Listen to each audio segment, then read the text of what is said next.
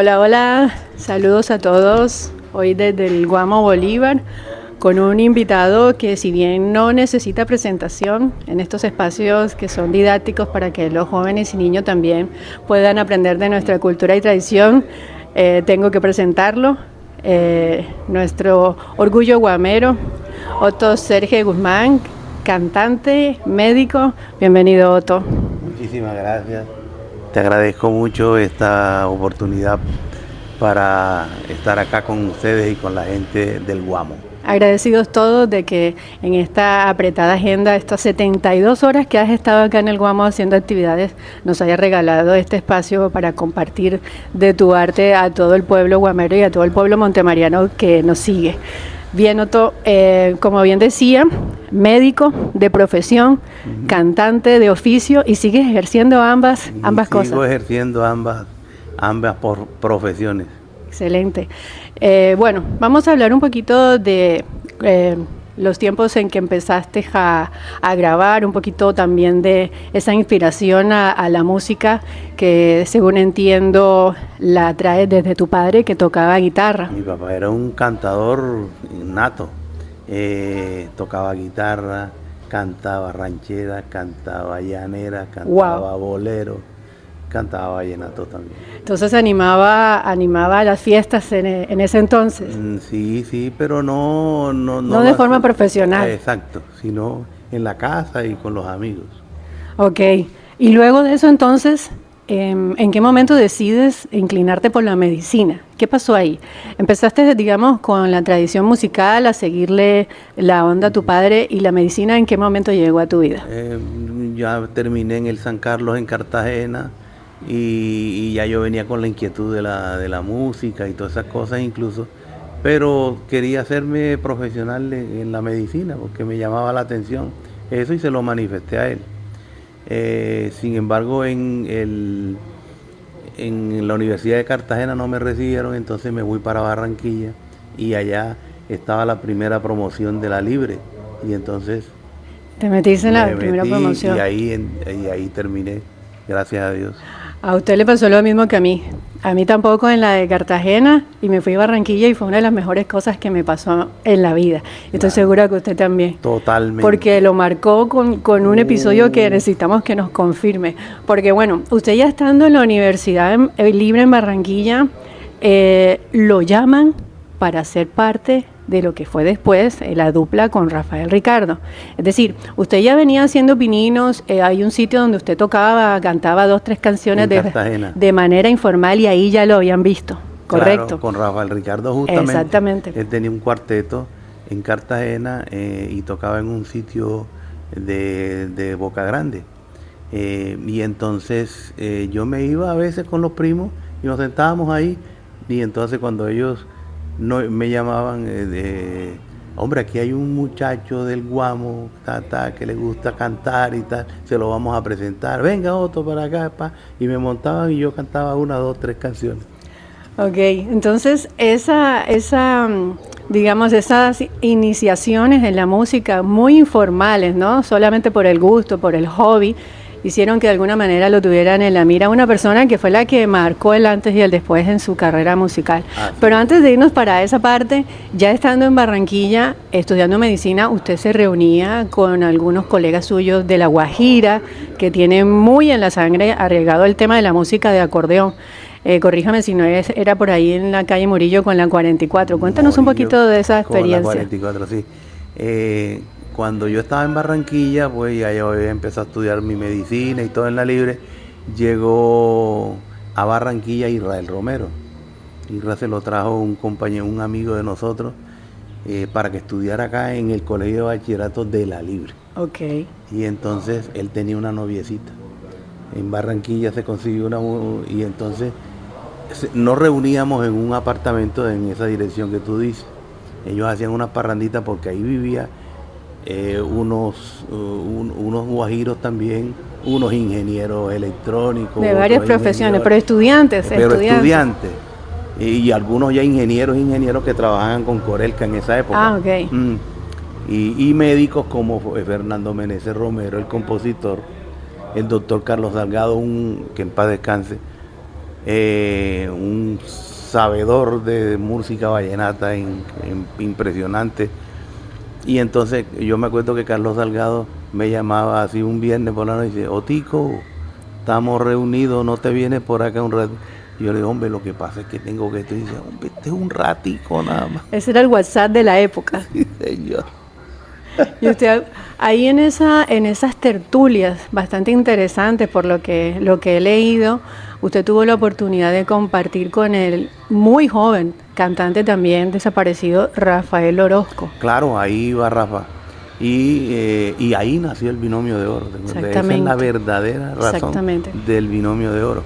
Y ya Rafa estaba estudiando en la Universidad Autónoma de allá de Barranquilla. Y también era invitado ahí, entonces él cantaba una canción y yo cantaba otra, y él cantaba una canción y yo cantaba otra.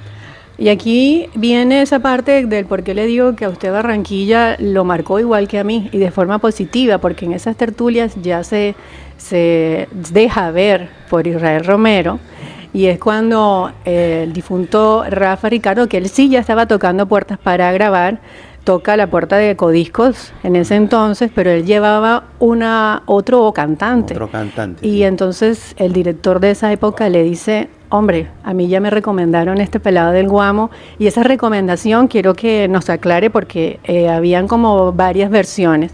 ¿Esa recomendación al director de Codiscos se la hizo Israel Romero?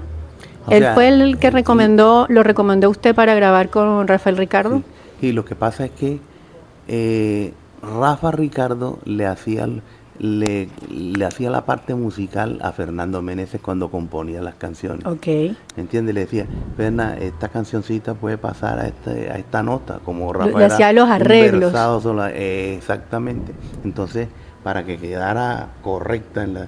Corregía las melodías. Exactamente. Entonces, eso era lo que recibía Rafael Mejía, que es el personaje de Codisco que usted se refiere. Claro. Él recibía allá en su oficina. En Medellín era, ¿cierto? Y cuando él le mandaba las canciones a Israel y a Rafa Orozco, ya ellos, porque cuando yo fui a la entrevista con Rafael Mejía, ya él fue a Barranquilla, fue a hacer un nuevo contrato con el Binomio de Oro, okay, que se les había terminado. Ya okay, era el Binomio de Oro. Ya o sea, ya ellos tenían recorrido. Exactamente. Y de mí, Irra llevaba caseticos de una parrandita que tenemos allá con unos amigos, y de ahí canta un muchacho que, vea, este muchacho es bueno, este muchacho, escúchelo. Y entonces se unieron las dos cosas ahí. O sea, en la mente de Rafael Mejía estaba el que componía las canciones de Fernando y que se las arreglaba. Que era el maestro Rafael Ricardo. Así que cuando él vino a proponer era un compositor de La Guajira, no me acuerdo quién era, que traía a Rafael Ricardo, que él quería grabar en Codiscos, y él se movió de Cartagena a Barranquilla a proponer que él quería grabar, porque él se enteró que Rafael Mejía estaba en Barranquilla. Y entonces ahí es donde le dice Rafael Mejía, dice, oye, Rafa, yo te grabaría, pero si te consigues un muchacho que vive aquí en Barranquilla, que se llama Otto Serge. Y entonces él dice, ahí, de papayita. 1 más 1, se lo pusieron. Excelente. Y ahí nace entonces esa otra gran dupla del vallenato, que fue la que conformó usted con el maestro Rafael Ricardo. Así es, él enseguida nos dijo, váyanse para Medellín, allá los espero, y firmamos el contrato. Y aquí viene otro episodio que también vale la pena resaltar, en este afán que yo le comentaba antes de empezar a grabar, de transmitirle a nuestros jóvenes y también a nuestros niños, pero también a los padres de familia. Un episodio que me gustaría también que confirmara era de que usted se fue a firmar ese contrato a Medellín y no alcanzó a enviarle la notificación a sus padres, que en ese entonces eran vía telegrama o carta. Sí. Eso es así, no alcanzó a avisarle a sus padres, sino que se fue a Medellín a firmar. Con cierto temor, me imagino. No, con bastante temor, porque yo tenía la responsabilidad del estudio. Claro. Y esas cosas, yo voy a defraudar a mis padres en este lío. Y entonces me fui para Medellín con Rafael Ricardo. Ya firmamos el contrato. A mí me dieron 10,000 pesos por el primer. Y entonces me vine para Barranquilla y cuando llegué a Barranquilla me cae esa Sentimiento de culpa, ¿sí? Ese sentimiento de culpa. Y entonces le escribí una carta a mi papá explicándole todo lo que había hecho. Y entonces mi papá alistó viaje, se fue para Barranquilla, yo vivía donde una tía. Me dijo, ¿y qué es lo que pasa? Llevaba un maletín. Yo creo que ahí en el maletín llevaba una platica por si acaso era cuestión de plata. Y entonces me dijo, yo le comenté y dice, hombre, si no, que imagínate tú sabes que a mí me gusta la música, papá. Y entonces vino aquí un señor Rafael Mejía y te cuento que nos hemos ido para allá, para Medellín con Rafael Ricardo, porque nos ofrecieron un contrato y lo he firmado, ¿cómo te parece? Y me dice, dele para adelante, que usted va a ser un buen médico y un buen cantante. Esa frase es la que me gustaría poner de ejemplo a los padres de lo importante de ese apoyo y de ese espaldarazo a la vocación que el hijo tenga, porque no necesariamente es unilateral. Un hijo artista que también puede ser médico. Y a eso marcó también el antes y el después de ese éxito que luego usted tuvo como músico y también como médico. Ese apoyo inquebrantable que tuvo de su familia. Así es. Eso fue, y te cuento que esa combinación del cantante reconocido, del cantante exitoso, el cantante exitoso y el médico que te está atendiendo fue una excelente, o ha sido en la vida profesional mía, una cosa bonita, porque la gente llega y usted no es Otto Sergio. Entonces yo me cogería el WhatsApp, mamá, me acaba de atender Otto Sergio, y me tomo una selfie con el doctor. Decían los compañeros míos, dice, esos pacientes de Otto salen con fórmula, incapacidad y foto con Otto. Y autógrafo. Eso, todo completo. Bueno, de esa época estamos hablando del año 79, cuando usted hizo el primer trabajo discográfico con Codiscos. Sí, el año 79 y grabó con Codiscos hasta el 92. Casi ininterrumpido, todos los años, excepto por lo que leí de entre el 90 y el 91, no. Pero en el 83 hacen 2 trabajos discográficos el mismo año. Incluso usted es ganador de doble disco de oro. Así es. O sea, ha recogido, para los no entendidos, millennial, doble disco de oro significaría como miles de millones de reproducciones en las plataformas actuales. Exacto. Como Spotify o Apple Music. Entonces viene recogiendo éxitos desde la década de los 80, 90, los 2000, y ahora sigue cantando los clásicos vallenatos.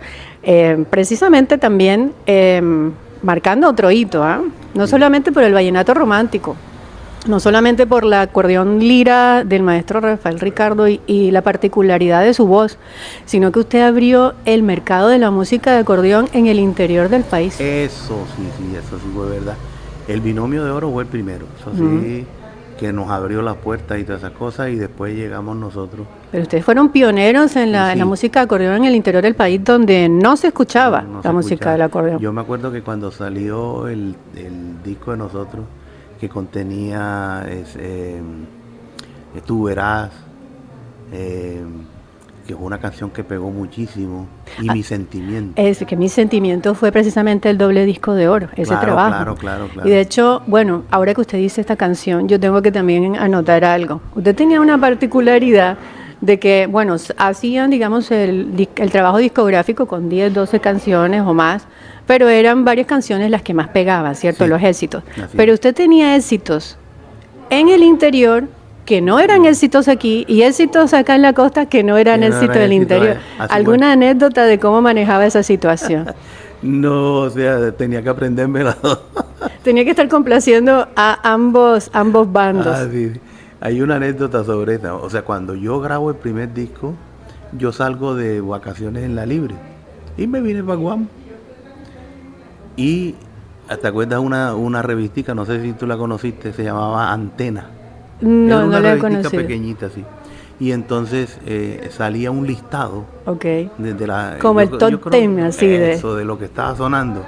pero de lo que estaba sonando de todo. Ok. Salsa, bolero. Lo que estaba sonando en las emisoras en ese momento. En ese momento. Y aparecía Mi Sentimiento en el primer puesto. O sea, fue top delante primero. de todo Wow, lo demás. arrasaba. Sí, sí. Y entonces el disco pegado allá. Y acá en Barranquilla, el Tú Verás, y el gerente de Codiscos ahí en esa época, llamando, ¿y dónde está Otto? ¿Dónde está Otto para llevarlo a la Y Otto emisora? aquí en el Y Otto Guamo. aquí en el Guamo.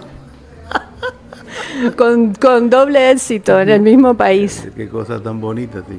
Bueno, ahí termina esa época con Codiscos y bueno, pasa a Sony Music, donde sí. estuvo grabando también hasta principios del siglo XXI, 2008, creo que es la última vez que hizo una grabación. ¿Cómo fue esa época en esos trabajos durante las grabaciones con Sony Music? Con Sony nos fue bien también, hacíamos fiesta vallenata y hicimos varias canciones bonitas también. Ya no con la intensidad de lo primero, pero sí nos manteníamos ahí, claro. Gracias a Dios. No, y se sigue manteniendo, porque estoy haciendo un recuento más o menos para que la gente se haga una idea de dónde viene toda su carrera musical. Sí. Actualmente usted está haciendo giras por Europa, Estados Unidos, y también tengo que hacer un reclamo. El interior del país no lo suelta y no nos lo dejan traer para acá. Así es. Esto es un hashtag reclamo, Otto. Total, la verdad es que el fuerte de nosotros, yo vivo entre Barranquilla y Bogotá, una temporada allá, una temporada acá. Mientras hay trabajo allá me quedo y las otras partes me vengo. Pero lo voy a decir bien en costeño, los cachacos no lo sueltan. Sí, es de verdad. De verdad que la gente nos quiere mucho allá, gusta mucho esa música, es que como que se adapta a ello, al clima. Sí, no, pero ha sido precisamente por el trabajo que ustedes hicieron con el Binomio de Oro en esa época. Claro. O sea, no es llegar y tocar la puerta y aquí hay vallenato. O sea, no. Todo ese trabajo que hay ahora de que la gente del interior disfruta mucho nuestras tradiciones caribe, usted fue uno de los pioneros y todo el trabajo que han hecho otros músicos también. También, por ejemplo, mencionar México, que ha sido un país que también ha abierto las puertas a usted. Y sobre todo en esa parte pegada a Estados Unidos. A la frontera norteamericana. Sí. Entonces, allá hemos ido, hemos hecho giras, nos entrevistan en las emisoras, en la televisión muchísimo. Mexicana. Y pues estuvimos en España, Estados Unidos, estuvimos en Costa Rica, hemos estado en Venezuela. Panamá también. Panamá no hemos ido, ¿ves? Ok. Ahí hay una colonia importante de venezolanos ahora, que han adoptado bastante las tradiciones caribe colombianas. Correcto.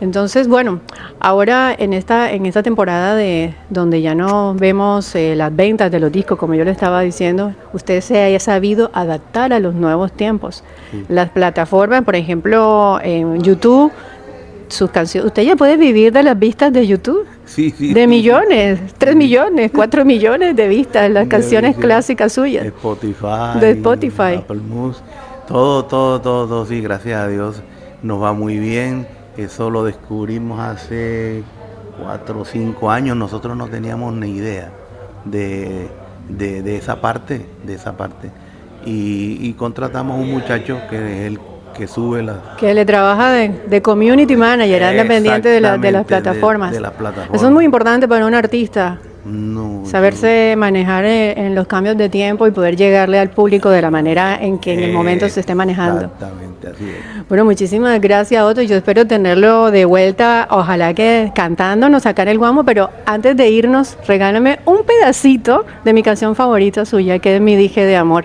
Y así nos despedimos. Mi dije de amor, así es que le llamo, porque magnetiza el alma de un hombre. Tengo que tener cuidado conversando, porque... Muchísimas gracias, Otto. Chao, nos vemos pronto.